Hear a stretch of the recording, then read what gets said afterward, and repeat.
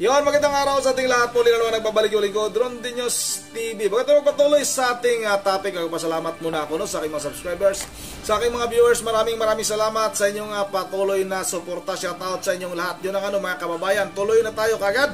Maganda itong pag-uusapan natin. Ito tungkol kay Speaker Romualdez, mga kababayan. Takot nga ba talaga itong si Romualdez na ito sa gagawing pinakamalaking pagtitipo ng Iglesia ni Cristo? Kaya yung impeachment laban kay Vice President Sara Duterte ay hindi talaga muna nila pinauusad.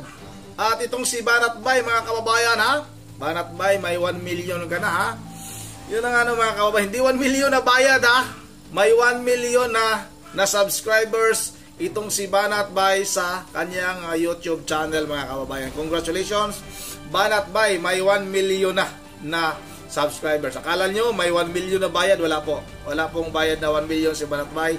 Kung hindi yung kanyang subscribers ay umabot na ng 1 million. Sana all. Makapagsabi na lang tayong sana all. Balik tayo sa mangyayaring o magaganap na pinakamalaking pagtitipon bukas sa Quirino Grandstand sa May Lunita, mga kababayan. Ito yung pagtitipon ng mga Iglesia ni Cristo. At open ito, hindi lang Iglesia ni Cristo, kasama na dito ang mga malalaking religious group. Mayroon nga sinasabi si Banat Bay na hindi lang niya babanggitin pero parang ang hula ko lang yan ay itong QOGC, mga kababayan, dahil nagpahayag na itong si Pastor Apollo Kibuloy na susuportahan nila itong magaganap nga na pinakamalaking pagtitipon ng Iglesia ni Cristo. Iwan ko lang dito sa aming probinsya sa Bohol kung mayroon din pagtitipon, pero ayun naman sa Iglesia ni Cristo ay pangkalahatan ito, mga kababayan. Buong bansa ito, kalat itong mangyayaring pinakamalaking pagtitipon, mga kababayan. Mayroong sa Davao, mayroong sa Isabela, at nagsuspindi na ng mga trabaho yung ating pamahalaan, lalong-lalo na sa mga malapit sa pagdadausan ng pinakamalaking pagtitipon. Pati mga eskwelahan ay nag-cancela na rin sila ng kanilang mga klase para nga hindi naman maapektuhan yung kanilang mga estudyante, mga kababayan. Yun ang wag na natin itong patagalin. Maganda itong mga ibinubunyag ni Banat Bay, kaya pala hindi nila pinauusad kaagad itong impeachment laban kay Vice President Sara Duterte. Talagang pinapapalipas muna nila, mga kababayan. May masamang binabalak si Martin Romualdez. Masama ang aking kutob din na yun talaga ang plano nitong si Martin Romualdez. Pagkatapos ng tingnan lang natin, mga kababayan, pagkatapos ng mangyayaring pinakamalaking rally ng Iglesia ni Cristo, kung ano ba ang gagawin ng Kongreso. Kung saka ba nila iakyat ito sa Senado, itong impeachment, alam na kung ano ba talaga ang kanilang mga masamang binabalak. Yan ang wag na natin itong patagalin. Sabay-sabay na natin itong panoorin.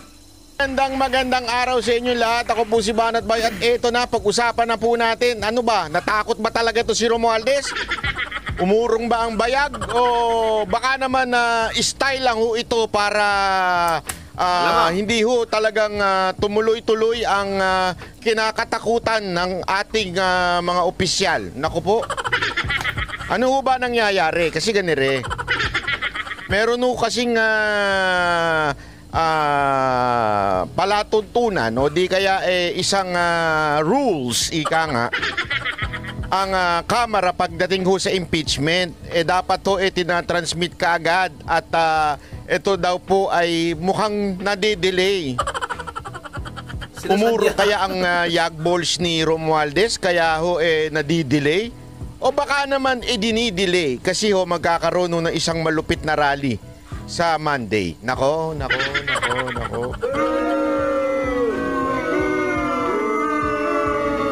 Natatakot kaya sila o baka naman paandar lang nila yan para yung galit ng mga Pilipino ay medyo humupa-hupa. Nako. Alamin po natin kung anong talagang tunay na kwento dito kasi malupit po itong mga pangyayari na to. Dapat po ngayong panahon na ito ay tayo'y mapagmatsyag.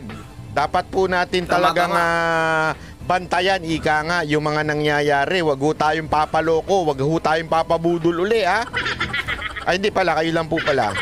Hindi. Ako, nagbudol ako. Huwag ganun, Manatbay. Hindi, totoo ha. Huwag po tayong kailangan natin maging matalino kasi alam mo itong mga demonyo na ito. Itong mga demonyo na ito talaga magaling silang mag-deceive. Ika nga eh. They can appear to be angel of light. But in reality, there are really, bad people disguising in as an angel of light. So, panoorin po natin ito ha, kasi dito pinaliwanag kung ano ho ba talaga ang tunay na nangyayari ngayon ho dito sa impeachment. Kasi tila pinainit nila ng todo-todo itong impeachment. Ha? Kaya nga nagkaroon ng 3, may pang-4 pa nga daw. Pero bigla na maatang dahil alam po natin, nagsalita ho ang isa sa pinakamalaking organisasyon o relihiyon sa Pilipinas na nagsasabing magkakaroon ng isa ng malupit na rally sa January 13 o sa Monday, ika nga, sabi. Tapos nung una pa nga sa liwasan yan Abay, parang tila natakot. Bakit? Inilipat daw Ipinalipat sa Luneta o sa Grandstand. Bakit kanyo? Dahil nga yung liwasan, alam naman po natin, pag napuno na ho yan, nako, malapit-lapit na ho yan sa Malacanang. Tila natakot at pinalipat na lang daw sa pinalipat na lang. Ewan ko kung sino nagpalipat, pero pinalipat daw sa Grandstand para medyo malayo-layo ng konti. Mukhang napapraning na ho, mukhang meron na napapraning. Panoorin ho natin ito ha, pasok. Sa Lunes, Enero 13, balik trabaho na po ang Kongreso. Pero sa Lunes din, sasabayan daw ito ng isang malawakang rally ng Iglesia. Balik na sa Kongreso yung mga nagbakasyonistang mga congressman, di ba? Balik na sila. So dapat idinig na kagad nila ito, pagbotohan na kagad nila ito, di ba? Pero mukhang idinidelay kasi ganyan ho ang nangyayari ngayon. Ni Cristo bilang pangontra sa impeachment complaints na sinampa laban kay VP Sara Duterte. Teka, ano nga ba nangyari dun sa mga impeachment complaints? Ano nga ba? Tatlong impeachment complaints na po ang inihahin laban kay VP Sara. Halos lahat sila may kinalaman sa paggamit niya ng kanyang confidential funds bilang VP o DepEd Secretary. Ang una po ay sinampa ng grupong Akbayan noon pang December 2. Sinundan po yan ng Makabayan Black noong December 4. At ang pangatlo, sinampa ni Congressman Gabriel Bordado noong December 19. Nako? Sa survey na nilabas ngayon ng Social Weather Station, so SWS, marami-rami po or 41% ang sumasang-ayon na ma-impeach si VP Sara. Grabe, no? Mantakin mo, ha? Nagkaroon talaga ng malupit na... Isipin mo ito, December 12 to 18 daw ito. Kailan lang yung nagsimula yung impeachment? Tingnan nyo, ha? December 2, 4, 19. In less than, sabihin na natin, 1 week. Nagkaroon kagad sila ng pa-survey? Kung gusto bang ma-impeach si VP Sara Duterte? Hindi halata, no? Hindi nyo napapansin. Hindi halata. Hindi halata na kalkulado ika nga yung pati yung survey na yan. Again, wala po tayong sinasabi na dinaya yung survey, pero halatang mind conditioning ika nga itong survey na ito. Halatang mina-mind condition nila. Napayag ang mga Pilipino na ma-impeach si VP Sara Duterte. Mga gunggong ba kayo? Una-una man, ang Mindanao, imposible yung pumayag dyan. Galit yan sigurado Pangalawa, itong malaking grupo ng iglesia, ayaw din dyan. Sino yung sinasabi ninyong 41%? Tapos ang bilis ka. December 12 to 18, nagkaroon kagad ng survey. Tinatarantado tayo nito. Ginagago tayo kung sino man na nagpa-komisyon ng survey na yan. Halatang halata Huwag na tayong maglokohan. Pambihira, mantakin mo, 41% agree. Marami-rami po or 41% ang sumasang-ayon. Ang hinala ko yung survey, ginawa siguro sa loob ng kamera. Hindi, sa tingin ko lang. Gago! Baka sabi siguro, kukomisyon ko kayo na mag-survey kayo, pero mag-survey kayo sa loob lang ng kamera. Ang bihirang buhay, ere, oo. na ma-impeach si VP Sara. Yun lang, 3 linggo na po nakakaraan mula nung may isang pang impeachment complaint. Pero nasa na nga ba mga ito? Oh.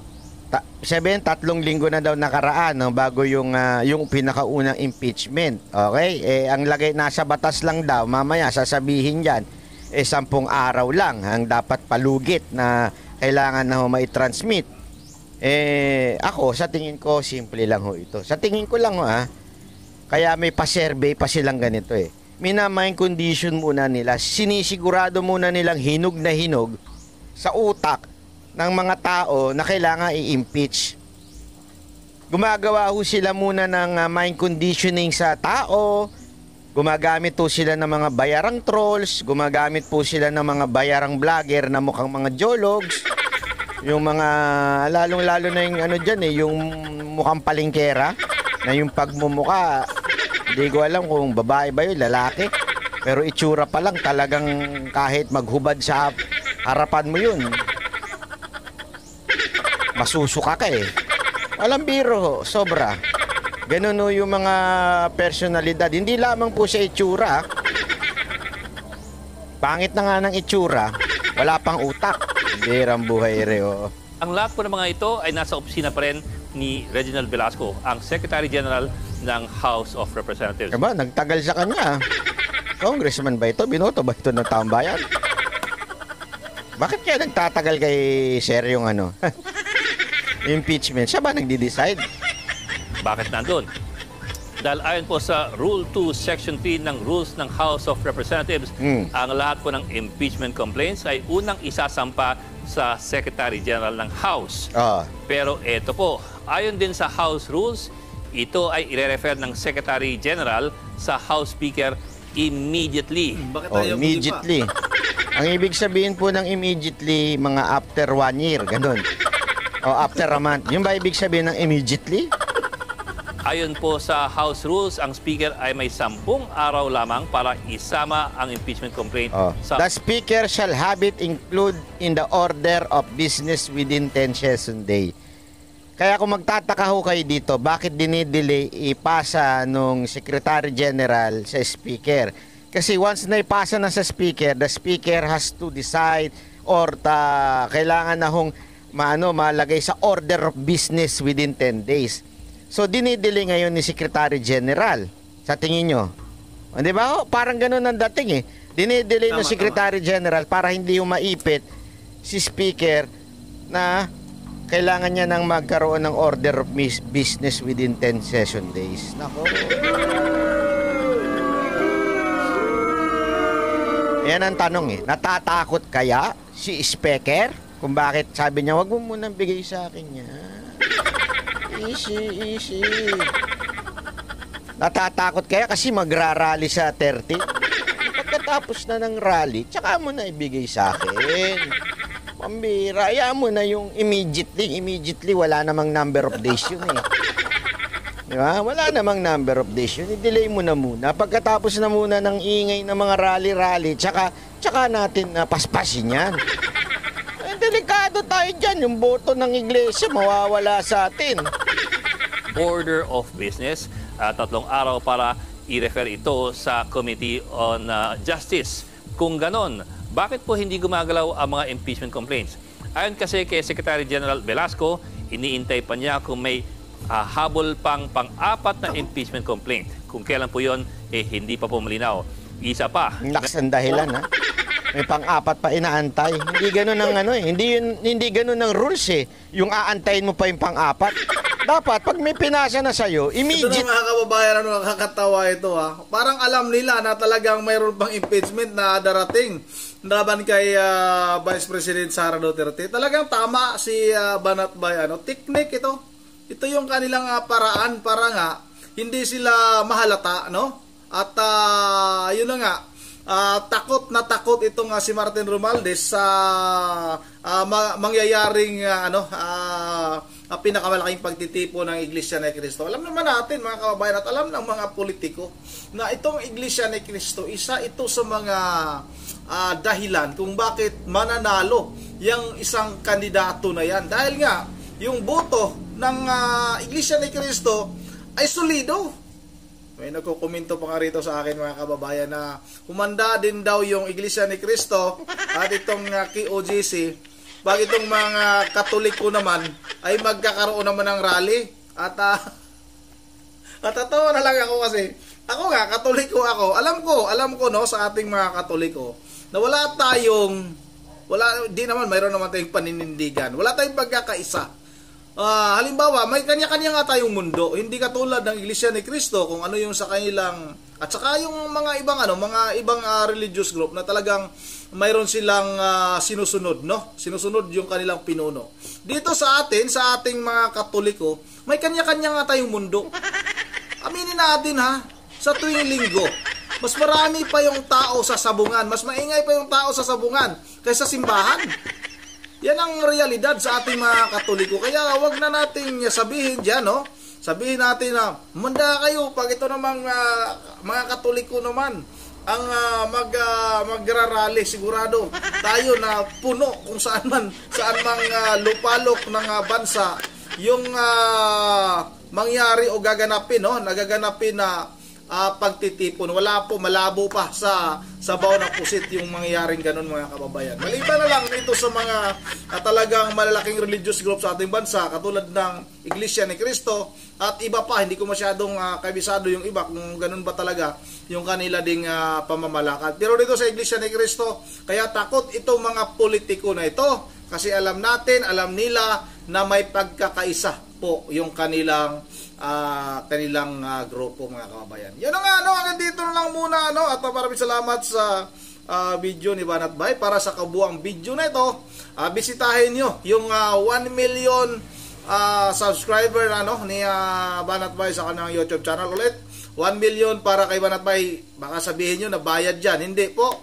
Nagkakaroon na po ng 1 million subscribers si Banat Bay sa kanang YouTube channel. Yun nga, dito na lang muna. At bago tayo magtatapos, ay mag-shoutout lang muna ako. Shoutout. Meron bang mga bagong komento dito? Wala tayong bagong komento dito. Tayo sa lumang komento. Shoutout kay Member J. Veralios ng Pulilan, Bulacan. Leonardo Dakanoy. Shoutout. Ma'am Joyce ng Japan. Jixin Ko. Shoutout. Josepina Chupilo. Shoutout na rin kay Adoro Maldo at kay Lala Defender, shout out kay Corazon Abila, shout out Corazon Abila, Adsandri, shout out Adsandri at kay kay Mira Flor Soto. Yun na, dito na lang muna. Once again, this is from the TV mo. Ingat tayong lahat. God bless bawat isa sa atin.